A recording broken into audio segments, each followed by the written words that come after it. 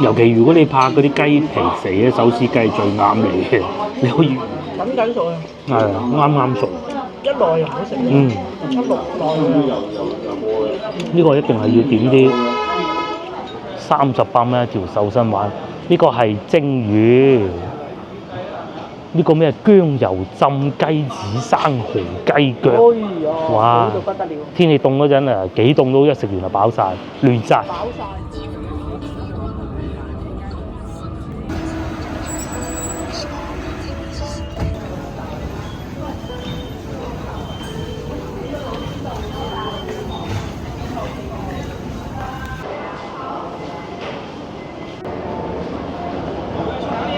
觀眾大家好啊！而家係晏晝5點鐘，所在位置長壽路地鐵站。咁原來咧，今日咧係重陽節嚟㗎。香港原來係公眾假期嚟㗎。咁啊，但係內地咧就唔係公眾假期。咁但係當然啦，如果要去禮佛啦，又或者係其實關唔關禮佛事啊？拜祖先啦嚇。咁都係祈下福啦嚇，都係會有揀今日嘅。先頭見到有人仲揸住風車，係啊嗱，清明節咧就唔會揸風車嘅嚇。但係重陽咧就登高咧就會揸風車嘅，咁啊呢啲係喺廣州咧一啲大嘅山啊，即係白雲山啊嗰啲咧，其實佢都係會封路㗎，因為方便啲市民上去登高啊嘛。咁仲有咧就係喺南海西樵山都係有封路嘅咁咯。咁因為我哋就冇話要又去拜祖先咁樣。不過咧嗱，老祖宗嘅智慧就係唔同啦嚇。其實你可以想像得到啊嚇。南方啊更加啦，就即使北方都係到呢啲時候凍又唔會好凍，熱又唔會好熱，又唔會有發大水。咁啊你知啦，登高咁嘅落住雨都唔掂啦。咁啊又或者清明節都係啦嚇。咁啊所以就係啲中國人嘅智慧就係幾千年儲落嚟嘅。哇！呢度仲好多衫賣喎，世界各地嘅風格都有嘅。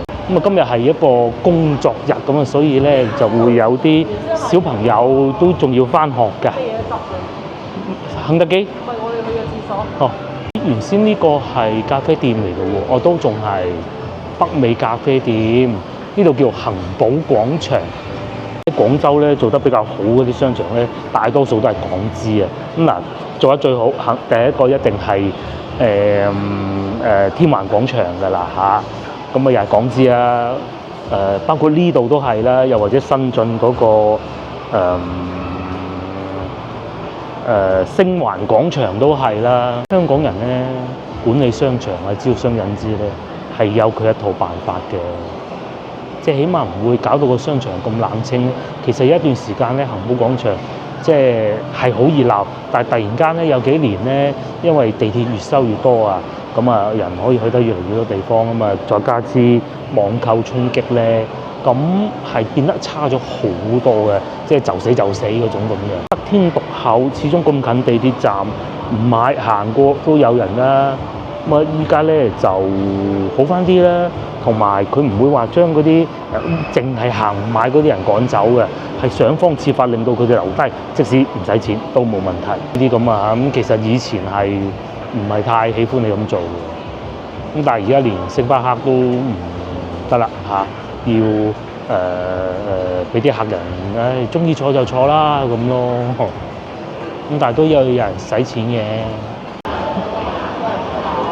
嗰啲梗係旺啦，不過咁今日係一個工作日，有得咁都算正常㗎啦嚇，正常㗎啦。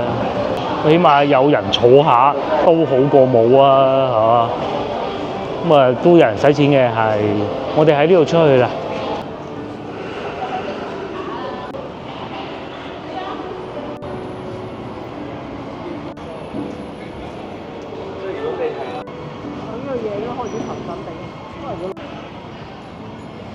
就已經係差唔多5點啦，已經過咗5點啦。咁我哋咧就去食晚飯，今日早少少食晚飯。今日去食雞啊，嗰兩間去食邊間啊？食雞係嘛？手撕雞我哋去食，咁啊好多人就話：手撕雞係會唔會啲雞肉唔係好靚啊？啲雞種唔靚，所以做手撕啊？咁有啲鋪頭係嘅，咁啊一分錢一分貨啊。但係呢個咧就唔係嘅，佢手撕咧反而攞翻啲靚雞種嘅，叫咩名話我唔記得咗啦，唔記得咗叫咩名啊？係啊，好似行華貴路嗰個方向咯，係啊，你繼續向前行就得㗎啦。原先執咗好多間喎，呢個賣麵包呢個啊，貴價麵包啊，過咗韭菜唔知喎，唔知喎，執幾間咯喎已經，我見到都。我又真係50蚊一個麵包。係啊，之前我哋去東山口咪睇過嘅，幾好食都假啦，50蚊一個喎。哇！有冇咁貴啊？係啊，貴過香港。仲貴過香港，真係貴過。你貴唔過嗰啲5星級酒店嗰啲下午茶咯，就係。但係如果普通行個麵包店50蚊一個包，內地啲人真係有錢啊！真係有錢啊！因為未食過啊嘛，梗係想咩都試下啦。好食極都係麵包。咁啊係啦，又唔會變成龍蝦。咁啊係啦，係。經過呢個商場就係恒寶廣場啦。咁啊裏邊好多嘢賣喎，吉之島咁咩啊？就係大笪地以前長壽路地鐵站呢度四通八達，去得到好多地方，上下九步行街啊。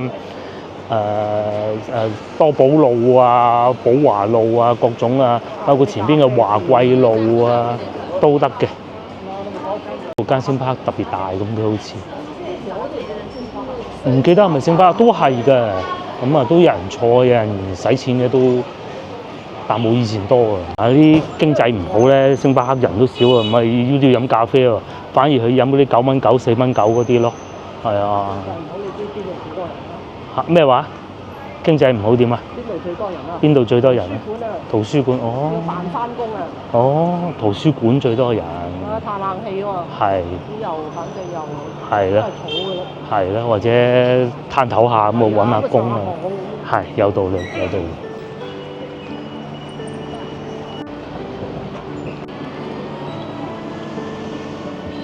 廣州啲電雞係咁啊，樣樣都好。大家翻嚟廣州玩，其實廣州、深圳係會大城市啊嘛，咁細城市都有，但係即係冇咁大影響，全部都係咁噶啦，冇辦法。可能去到南沙嗰啲會冇咁覺眼咯。係啊，唔覺咯。市中心基本上都係。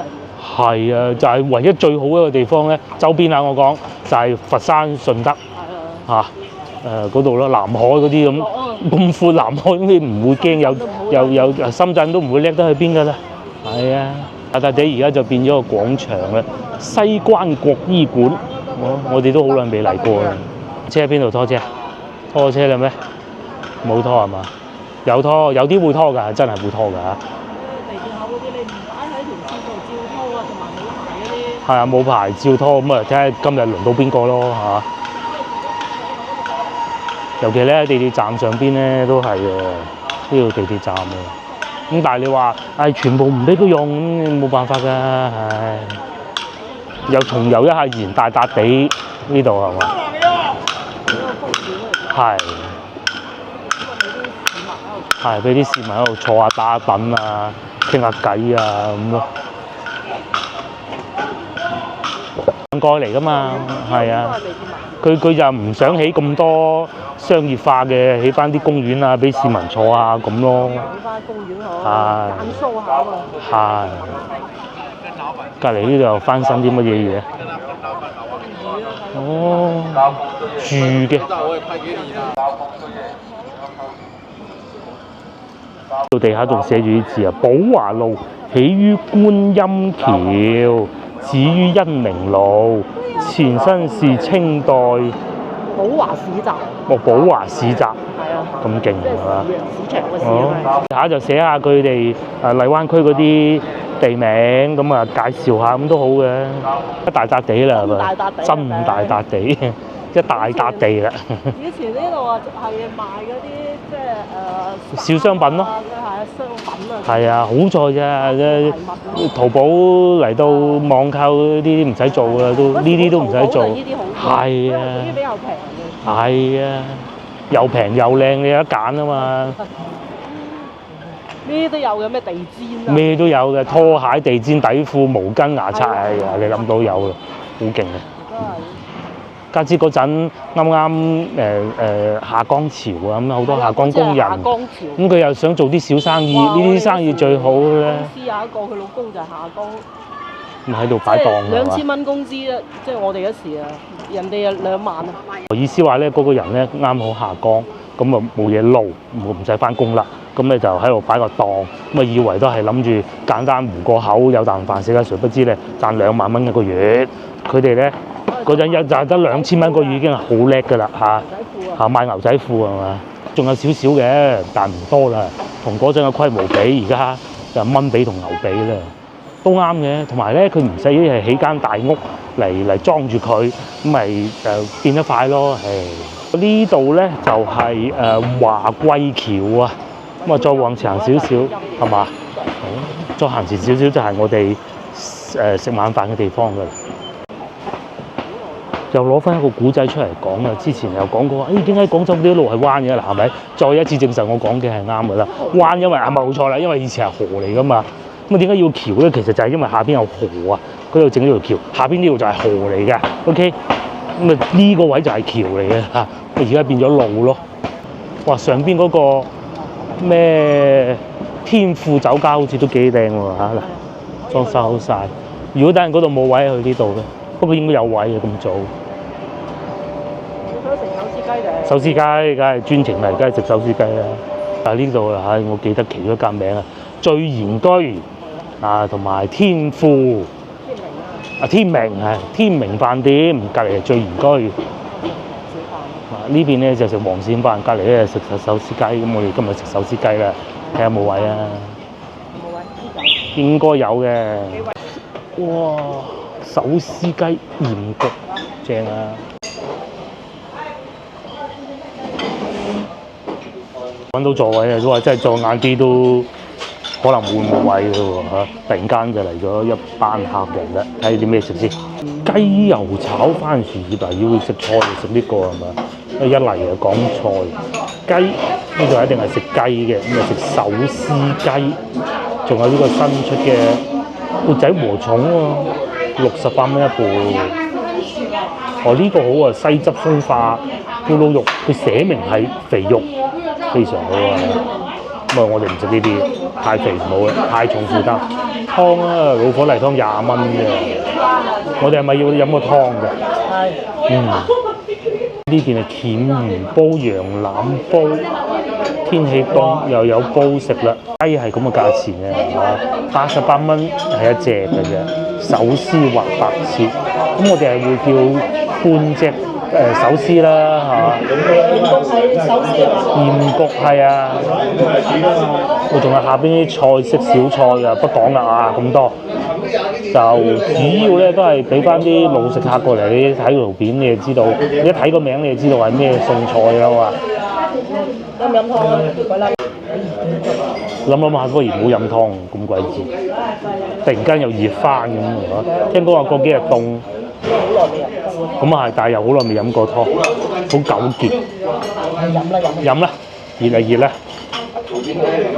咁佢呢度咧係啲舊屋嚟㗎，咁啊做咗好多年㗎啦。咧就係呢啲舊屋咯，咁啊好有本地色彩啊！哇，幾懷舊，仲見到人哋個閣樓添，甚至乎睇到樓下人哋屋企裏邊係點啊，叔啊食飯食咩菜先？九肚魚你都得啦，冇所謂。因為係咪咕嚕肉咯？豬扒唔好食咕嚕肉啊，好肥。炒牛河就個女。五柳蛋啊都好啊，五柳蛋好啊好啊好啊。五柳蛋雞一個湯，好唔好啊？都要咁話。一係就九肚魚。即係呢隻就燥熱不就？燥熱唔好燥熱啊！呢排燥熱太多啦，係啊。一個送上嚟嘅紅蘿蔔煲霸王花好啊！咁佢啲豬骨嘅。廣州人煲湯咧，就算嗰啲肉唔食咧，都要落少少豬骨啊，嗰啲落去嘅，咁樣先至有味嘅。咁啊，你淨係得啲蔬菜就不能夠嘅嚇。哇！好似好耐未食過爆黃花，清熱啊，係爆黃花清熱，啱晒啦，係食好多燒肉。爆黃花係咪就係火龍果嗰啲？嗰個花，明白，火龍果都係本身都係清熱。都係清熱嘅，冇錯。大家幾耐未食過爆黃花？滑滑地嘅咁樣嘅，咁佢未處理之前係好大抽㗎，咁有啲就處理咗佢摘咗佢咁就得㗎啦。硬嗰啲，咁軟嗰啲咧就攞翻嚟煲湯。我係專門，專門種爆黃花。係啊，幾多俾？最好成日爆黃花嗰度心。呢個三頭種爆黃花，包塊地。專門種爆黃花。咁而家咧就鮮嘅多，以前啊爆黃花就食乾嘅多嘅。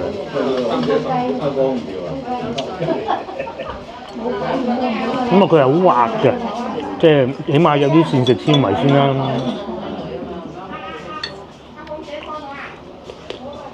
個湯20蚊啊，抵飲啊！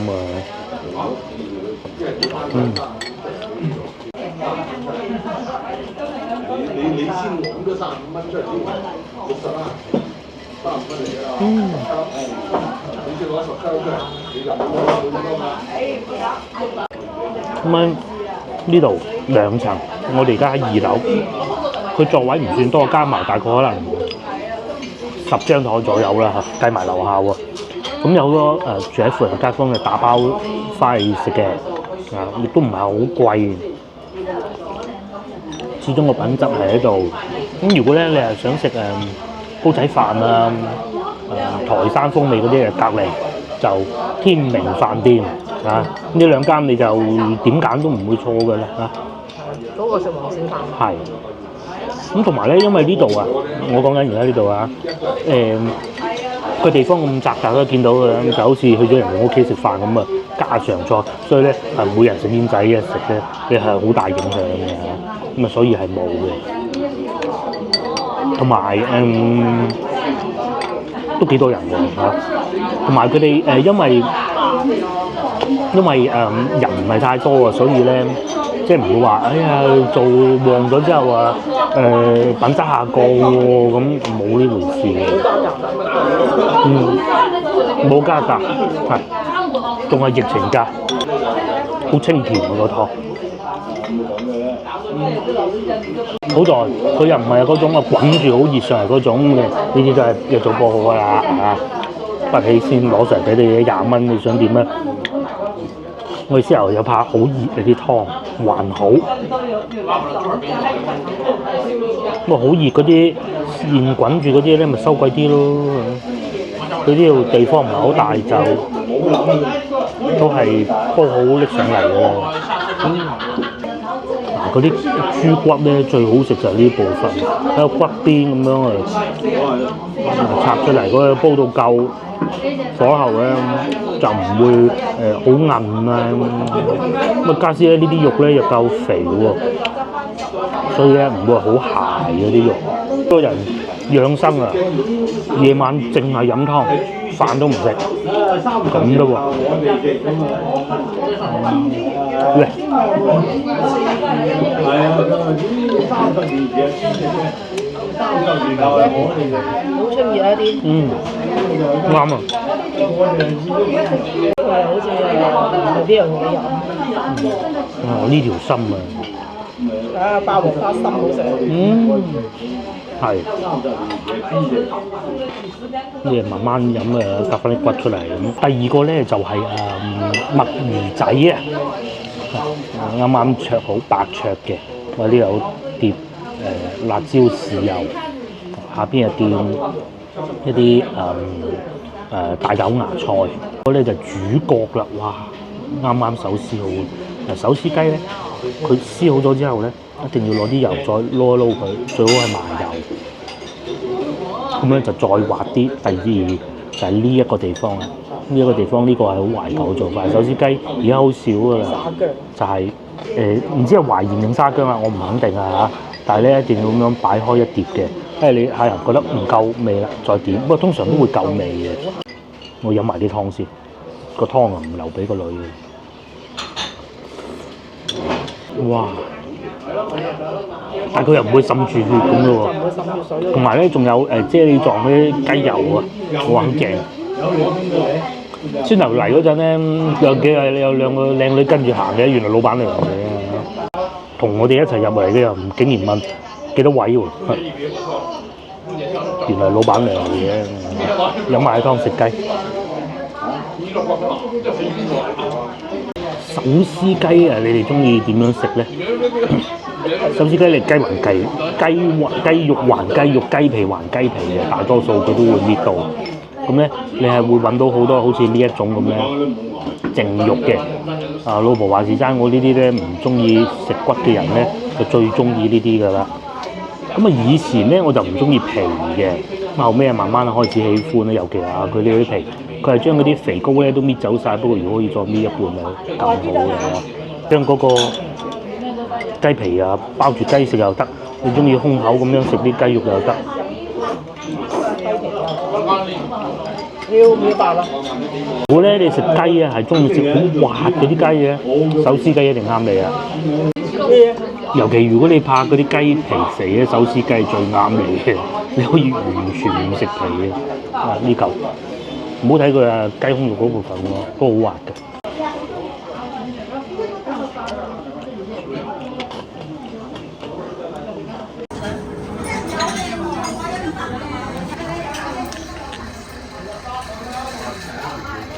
我要翻到嚟西關遊玩，又想試下啲老字號嘅飯店啊，食下啲雞啊，西關雞、廣州雞好食咧，咁你又可以真係試下嚟聚賢居啊！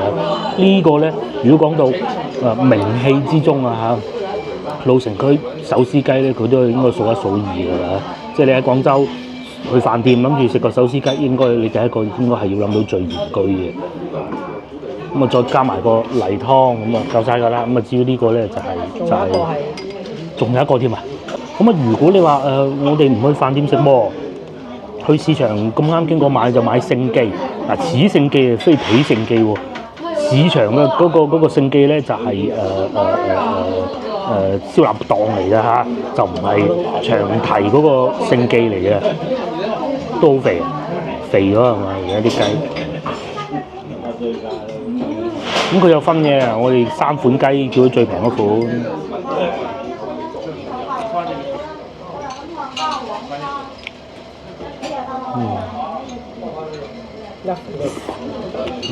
仲可以聞到樓下阿姨裝香嗰啲香味嘅，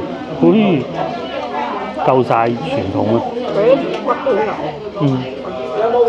啲骨好硬係嘛？接落嚟試埋呢個啦。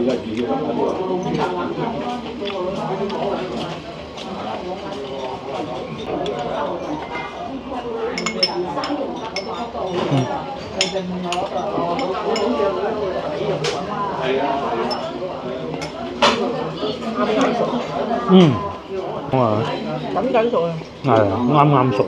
一耐又唔好食。出6耐。呢個一定係要點啲，跌咗落添。今年都係第一次食呢個。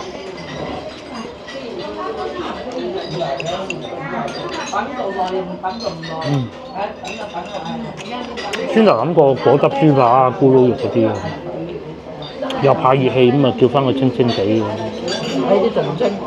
呢啲仲清。越嚟越細。不過今日咧個雞啊，感覺比以前要肥咗啲，係。咁剩低嘅咧就攞翻，以前冇咁肥啊，嗰啲骨都係硬嘅。骨嗰度。不過咧手撕雞嘅好處就係你可以將嗰啲肥嘢搣咗佢，佢原先就已經搣咗㗎啦，嗰嚿都係肉嚟㗎。我知係肉，我肥啊嘛。哦。我而家冇影啊。呢度啦，咁啊，而家6:06啫嚇，個天雖然黑晒，但係門口已經排滿人㗎啦。我哋埋咗單118蚊，今日嘅雞表現一般啲，但係咧一樣都仲係咁多食客喺度趨之若鶩㗎嚇。咁大家有機會翻嚟都值得試下，因為佢嘅手撕雞真係幾好，即使冇佢自己以前做得咁完美啦，都已經嚇。咁同埋咧，原來佢仲有3樓嘅。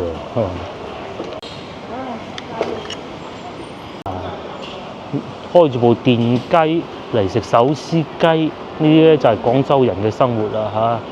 咁啊有啲咁窄嗰條路都仲要停住部車嘅。係啊。啊呢條路都已經唔係我講外邊啊，我唔係講電雞嘅。天府，天府咧就肯定係坐得舒服過呢個聚賢居嘅啦嚇。肯定坐得舒服啦，同埋酒樓。飲茶、晚飯樣樣都有㗎啦。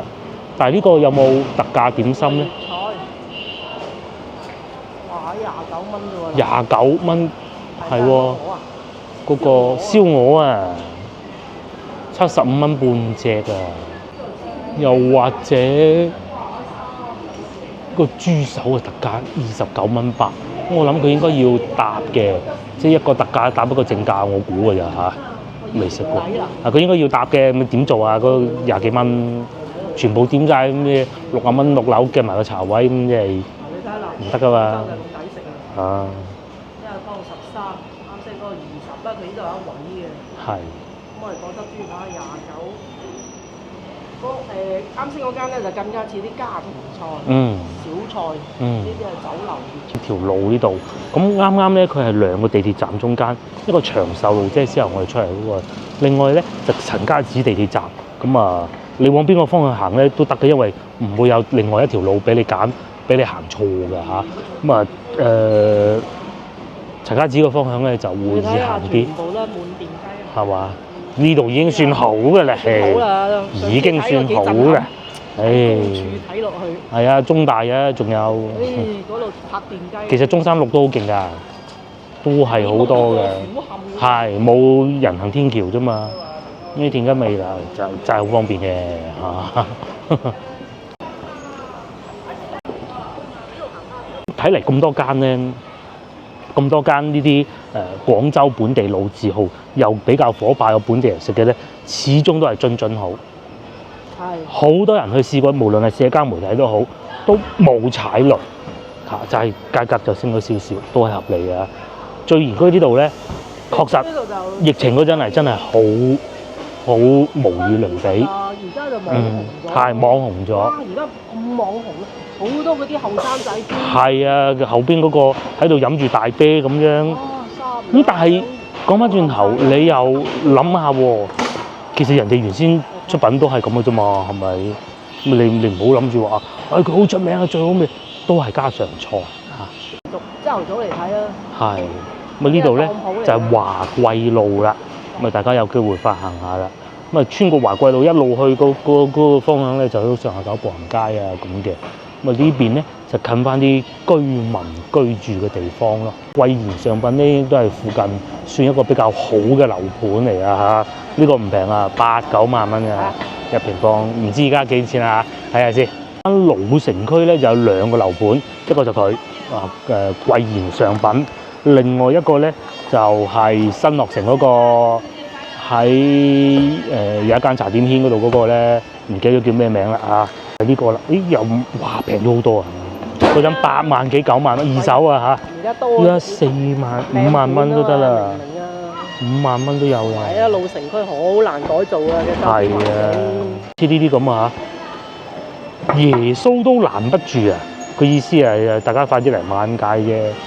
即係佢講業主好想買80方370萬。因為老城區咧，即係依邊啦，西關呢邊啦，點講咧，好難改造。係。難改造啊。係。即係而家啲人要求高咗。但係咁個貴賢上品賣嘅人唔多，因為多本地人啊。本地人好少放售嘅。係啊，本地人啊。好少放售，因為啱望晒。其實個樓盤係好大嘅，啱望晒得咁多。放嘅就係5-6間。喺外地買得樓咁啊！如果講到荔灣區，仲有一個比較好嘅幸福華庭啦，陳啱先嗰個。咁個好處就係地鐵站上邊咯，正地鐵站上邊，但係會再舊少少嘅。跟住地鐵站一齊起。以前呢啲幾貴啊！係啊，稀缺到哇，真係極為稀缺啊！極為稀缺。哇！龍津華虎生咧，不過得一間冇代表性啊！佢哋外省人嚟到咧，咁啊揾到錢喺度置業咧，其實佢哋係唔會買翻呢啲嘅，你知唔知好少會揀呢啲嘅。而家最貴係邊啊？荔灣最貴邊度咧？唔計芳村。就係百芳村啊！你估都估唔到白鵝潭啊！係啊係啊係啊！ 2000幾萬，成日塞車嗰度咧。唉，就係嗰個碎晒嗰度咯。係啊，個2000幾名萬全廣州最衰嗰個名啦，係嘛？仲要啲人哇眼都唔眨，係佢稀缺啊！係。即係佢要望到江又市中心。仲有以後係太古匯、太古里，係。仲有嗰個深圳嗰間，係。即係全部都咩 LV 嗰個叫咩？萬象城啊！萬象城。因為又有，其實我哋都幾中意嗰邊嘅環境。係，不過買唔起啫嘛。係咧，係啊。因為我哋成日去嗰邊要買菜咧。係啊，啲買菜又平啊。上高速又快，買唔起啊嘛。山姆又有。係啦，幾好啊嚇，就係買唔起啊嘛。周邊嘅環境幾靚啊，翻嚟珠江。即係冇呢啲。啊，過翻嚟老荔灣又快，唔塞車嘅話。到整好咗就唔塞車㗎啦嘛。係啊，嗱，你食嘢翻嚟老荔灣。啊，你喺嗰度揸架車陣過到嚟呢度啦，開電雞啦。有嘅翻過嚟呢邊。所以嗰個居住環境幾好啊，就係買唔起啫嘛。係，唔好講呢啲水中撈魚的事情啦，我哋繼續行下啦。呢度仲有個酒吧，係喎，飲酒喎，咁早嚟飲酒，未有人飲酒。附近有冇啲平嘅都有嘅，不過就係呢啲咯。有超市上一集嗰啲萬幾蚊咁，但係就夠到50-60年代咁咯，係嘛？嗱，譬如你話你上次我哋行嗰個叫咩啊？沙灣嗰邊都幾靚。係，嗰度梗係乾淨啦，好多香港明星喺嗰度住㗎。佢講緊係學董嗰邊啊，嗰個廣鋼嗰度啊。如果喺呢度附近咧，有一個好處咧，就係唔係呢個位置，前少少就係有一間好好嘅小學㗎嚇，樂賢坊小學嘅呢個位，呢度咧單行線嘅嚇，刺激唔刺激咧？講翻呢個小學，我諗老荔灣裏邊嘅公立佢都算數一數二嘅嚇，真係估唔到嘅，就係呢度入去啦。啲同學仔放學㗎啦，不過而家6點啫喎。仲喺度上緊課時。係，啲阿爸阿媽未收工嚟接佢啊，嗰啲託管啊，咁喺裏邊又做功課，甚至乎可能有啲仲煮埋飯食添，咁㗎，都唔到華貴路夜晚咁乾淨。我哋好少天黑咗之後嚟華貴路㗎嚇。其實而家講夜也唔係好夜啊，6點零鐘。咁仲有咧美食嘅對面啊，仲有呢個元記腸粉。大家亦都可以試下事情啊！我哋考究咗幾日，啲菜價貴咗好多。自從嗰個颱風之後就未低過。其實因為咧，我哋都有記錄住。係，一路有記住噶嘛，唔使記錄都有記住，一路舊年嘅價。係啊。同埋而家早排嘅價錢。我睇翻舊年個價都唔係呢個價。嗰啲生菜賣到5蚊喎，6蚊都夠膽死喎。700蚊啊！700蚊啊！杭州啲20蚊一斤。嚇！杭州喎，杭州人有錢係嘛？咁上海咪不得了嚇！翻呢度啊，元記腸粉街啦，網紅店啊嘛，都唔算網紅㗎啦。街坊店啦，係同先頭嗰個咯。都係以前啲街坊食堂食下咁就多咗啲人嚟食啊，最主要係社交媒體啦嚇。先頭嗰間有老細喺度等啊，之前品城記拍過，不過好耐之前嘅事啊，火爆咗一輪。咁而家未夠鐘嚟食飯啫，宵夜檔呢個俾棵樹遮住，但係其實一次都未買過。但係真係好多人嘅，點解一次都未買過咧？就因為實在太火爆啦！啱啱到貨嘅時候咧，就排晒隊呢度。樂城燒臘1981啦。你話唔想食啲小食，想坐得舒服啲嘅，咁啊仲有湛江雞啊！湛江雞仲有飲茶嘅呢度，有趣唔有趣咧？呢個啊，同埋仲有前邊老字號西關飯店啊，西關飯堂，據說都係唔錯嘅。呢度都好多嘢食。係華貴路其實係好隱世，好多嘢食㗎，唔長但多，好多嘢食啊！蠔鹽呢個係湛江雞嚇，就係我哋經常講嘅。飽你可以行入去啲巷度行下，究竟呢條巷啊出翻會喺邊咧？其實我都唔知嘅。咁啊，你話會唔會治安唔係太好啊？你又唔需要擔心啊。其實上邊咧全部有攝像頭嘅，OK。咁我喺派出所嗰個保安哥哥咩都睇得到晒，有得租屋添啊，租舊屋，哇，都唔平喎嚇。係啊，都好耐㗎啦。佢哋仲有一間幾入份西瓜。食咩？呢度係食魚生啊，淡水魚生啊，又或者係雞啊，手撕雞啊，白切雞啊，呢度入去要相睇咩？食咩㗎？冰皮雞喎呢哇！佢都仲老過我咁嘅，哇！個收入都好高喎，38蚊一條瘦身丸。呢個係蒸魚。呢個咩薑油浸雞子生蠔雞腳，哇！好到不得了。天氣凍嗰陣啊，幾凍都一食完就飽晒，亂晒。飽晒食完啦。仲要上面擺啲花椒添，整一都成個咩嘢花。醒晒。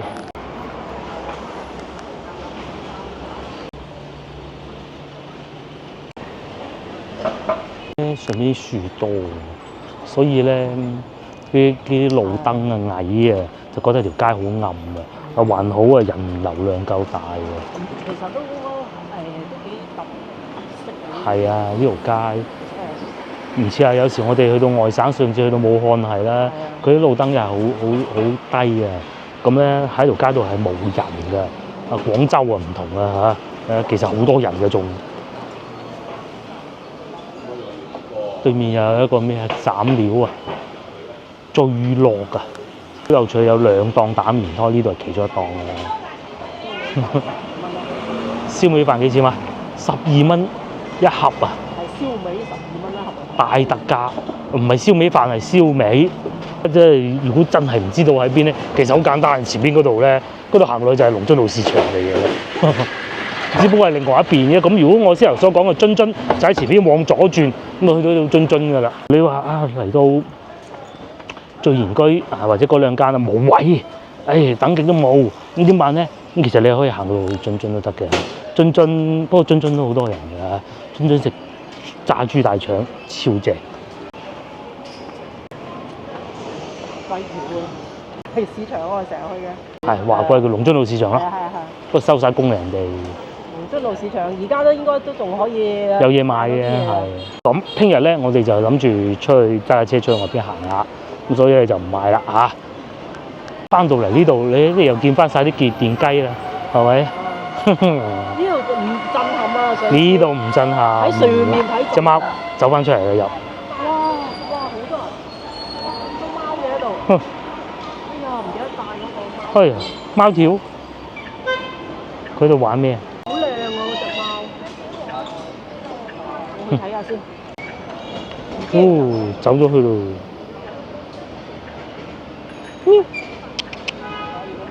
揾到佢貓乸，大貓乸原來匿喺呢度，匿喺電雞下邊。冇貓條，但係有打包。佢好似大咗肚咁嘅，定係食得太多咧？平時好醒目㗎，又怕死。佢食魷魚啊，可能魷魚食唔到啊。係雞會唔會太鹹咧？俾咗個魷魚佢，咪魷魚嘅章魚嗱唔食啦。再聞下先，唔啱味道，嘴撩啊嚇，走埋添。呢啲人養嘅，唔到鬼咁。係咯。嗱又好謹慎嘅喎嚇，引佢唔係嚟，有啲唔係啊，一企喺度咁佢就瞓落地㗎啦，嗱匿喺入邊。終於又嚟到呢個路口啦，大家記唔記得對面咧就之前去食早餐啊，五站記啊，我哋行煎餅啊、生滾粥啊嗰啲咯。咁咁啊，仲後尾咧查翻資料，原來啊生滾粥呢樣東西咧是順德人發明的。咁咧，但係咧佢喺廣州推出呢個產品喎，嗰位先生就叫伍湛啦。即是話咧，我根據網上資料嘅啫嚇。阿伍湛先生嘅喺順德嚟到廣州之後咧，就諗到一種粥嘅食法，就係生滾粥，就喺呢度。行馬噶嘛，真係馬路啦。真係馬路。揸車就吃力啲，電雞就爽啲，行人就小心電雞咁係嘅啦。好，過去。啊，成日都咁好生意喎，不過啲鹹煎餅啊、油炸鬼就賣晒啦，就係呢度啦。炒牛河都唔錯嘅。啊，龍津路幾時都咁多人喎嚇，而家已經變少人嘅龍津中路呢度。咁啊，前邊就係市場，我哋今日唔去市場。成條龍津路應該最旺喺呢度嘅，會唔會？得咁少。有蕉。哦，咁啊蕉算。決定買個包，聽日早餐食啊！揸車嗰陣，我估早味吸棘啊！呢啲真係5蚊兩個，收市價就平啲嘅。不過而家天氣涼爽咗咧，又冇乜所謂。不過都係朝頭早會好啲啦，一樣有人買餸嘅。前邊嗰個賣榴蓮嘅老細仲喺冇賣緊啊？有啊，整過啊又。係啊，有啊，買過啦，不如係咪？買咗佢翻嚟先食啦嚇。哇，唔得啊！唔得咁多日啊，唔好啦。跟住去湛江嘅，聽日揸車出去。個湛江可能去多幾日都會嘅，都係唔好買嘅，睇下算。斜對面大家睇唔睇到嘉華酒家？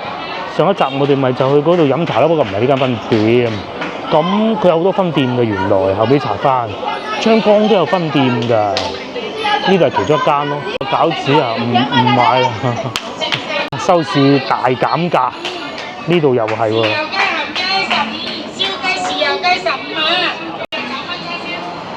呢個就係龍津路啦，夜晚都咁旺嘅喎，不過朝頭早再旺啲嘅，冇乜人嘅喎嚇，係嘛？冇乜人嘅喎，俾你睇下呢度。係啊，嗰邊嗰間會好啲，呢個冇以前咁旺啊。呢邊競爭大嘅，係嘛？同埋咧，冇海珠區咁多人。係。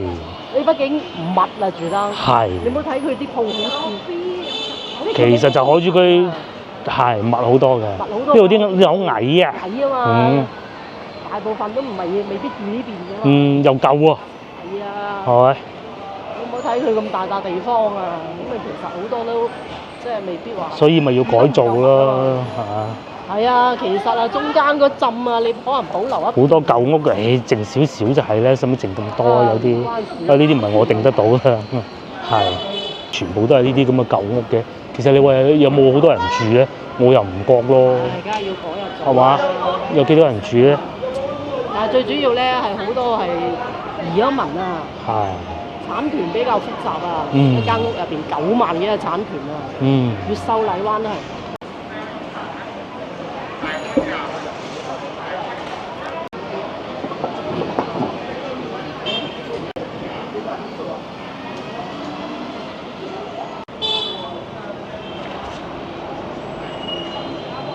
後咧，咁我哋又翻到嚟楊濤呢度攞車啊，咁又帶大家睇下楊濤夜晚係點啊！據說咧有好多鋪頭執咗笠喎，究竟係唔係嘅咧？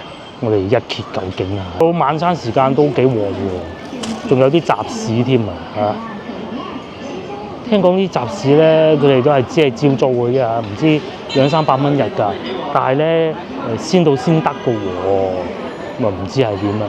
同埋前邊呢個我試過有時中午都會嚟食㗎，食過一次又唔拍攝啦，都幾好㗎。呢度食順德蒸排骨飯咯，都幾好㗎。咁當日咧我食嘅時候咧，隔離台咧係三麻酸啊，係啊，咁啊喺度食午餐咯，幾開心嘅食得。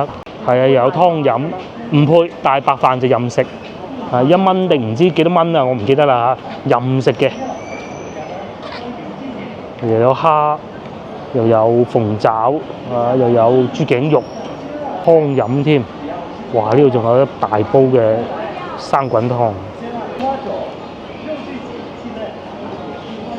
成煎餃都係多人嘅喎，冇中午咁火爆啊！中午火爆啲，算多人嘅。呢個啊諗唔到佢都多人嘅喎，平時見佢行過冇人嘅。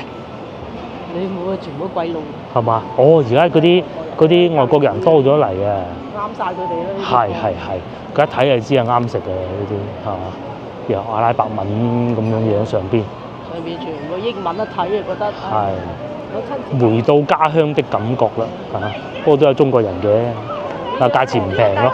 終於嚟到呢度，呢個執咗笠啦。呢個我唔記得咗叫咩名嘅，未食過咪咩大排檔咯，又係宵夜大排檔嗰啲咯。平時行過啊，咁啊猛叫你啊嚟食啦，先生嚟食啦，咁佢中唔做嘅喎。雅士大排檔咧，上一集我哋去到江南西嗰度咧，咪見到話有一間夜晚黑做到4點嘅嗱，就係呢個啦嚇，做到2點 ，OK， 中間呢個就執咗笠啦。咁啊嗰邊嗰個又執咗一間啊，睇唔睇到？咁我估應該係租約滿啊，加租啊，有陣時係做唔落去咧，不得而知啊。嗰個係烤鰻魚啊，嗱嗰度又冇咗一間啦。仲有呢個咧係賣雪糕㗎。咁啊究竟係今日休息啊，有人成日唔租咧就唔知啦。平時呢個位置會有人唱歌，咁啊係，總唔係晚晚喺度唱嘅。但係嗰個月塵記就一定係好火爆嘅，呢個唔需要有任何疑問。仲有 KTV 喎。係 KTV 啊。越開越旺。呢個係最多牌子最多分店喎喺廣州依家，味 KTV 樓上嗰啲好做啊，咪辣菜。哇！依家又執到嘅。係啊，應該租食烤鰻魚嗰咯。租約滿啦，我估。你個租貴啊！係啊。以為我都係啲租比較貴。我都覺得係。其實喺度啊，人流都 OK 嘅。梗係 OK 啦，地鐵站一出嚟就係嘅。依家租貴啊，好貴級。但係上邊嗰啲就好似個人演唱會開得幾旺喎，就仲做到。不過呢個係連鎖式嘅，佢冇咁容易執嘅呢個。而且原來呢間仲有好出名㗎，揾日就嚟試下啦。仲未食夠啊！喺人屋企。咁啊係。食到咯。自己煮都得啦。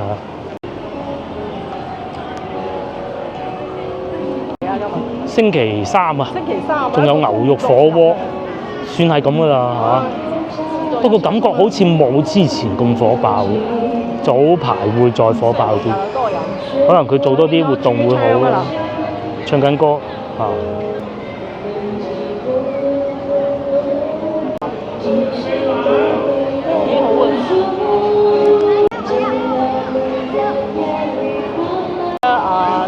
居住嘅地方同埋仲要係煙仔添，所以咪換翻笪地出嚟，尤其咁近地鐵站上蓋，非常好啊！嗰陣咧，每一次經過地鐵站隔離有門口啊，咁啊長年關注嘅，究竟係咩咧？其實原來就係呢度裏邊嚟嘅，而家就變成咁啦。咁啊，佢舊嗰啲生產器具啊、機械啊，都仲喺度嘅，不過當然唔用得啦，都係做下樣嘅啫。酒吧係咪執咗笠啫？梗唔係啦，仲做緊，係咪？點幾鐘冇客人都正常㗎嚇。我都唔係喎嚇。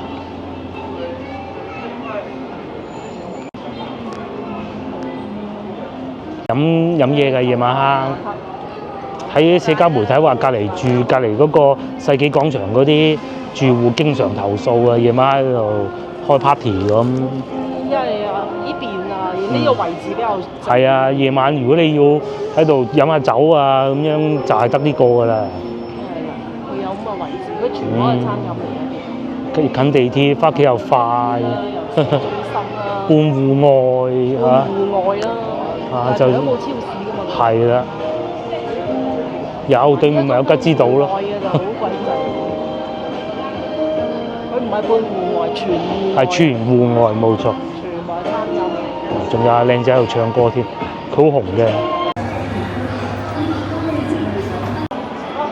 咁啱經過，又買雪糕食下先。係啊，咁緣分咯。係嘅，我哋又入嚟買雪糕食㗎，買一送一。5蚊2個，咁啊都多人㗎喎，而家差唔多7點㗎啦嚇，大家樂㗎，幾好嘅佢哋啲雪糕。係啊，係真係幾好嘅。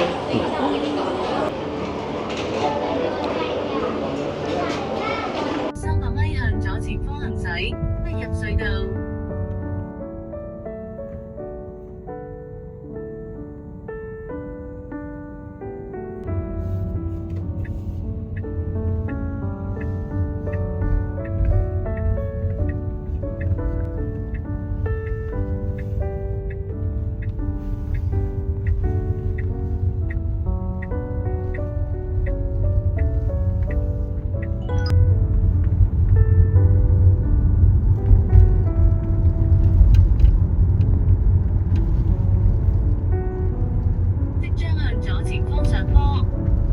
上高架往內環路 B 線 S41方向行駛。